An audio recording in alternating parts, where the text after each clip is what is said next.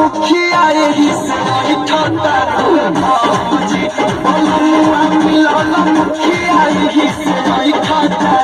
भौजी दादा सफारी के अगिला सीट पर बैठा तारुए भौजी दादा सफारी के अगिला सीट पर बैठा तारुए भौजी बलमुआ मिलल मुखिया यही से ठंडा भौजी बलमुआ मिलल मुखिया यही से ठंडा भौजी।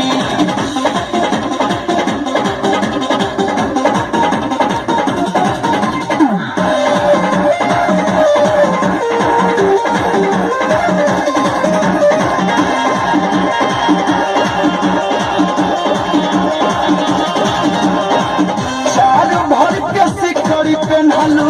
14 भर के पायल पंच सोलह पांच लोग के करतर घायल चार भर के सिकड़ी पेन्हलू 14 भर के पायल पंच सोलह पांच लोग के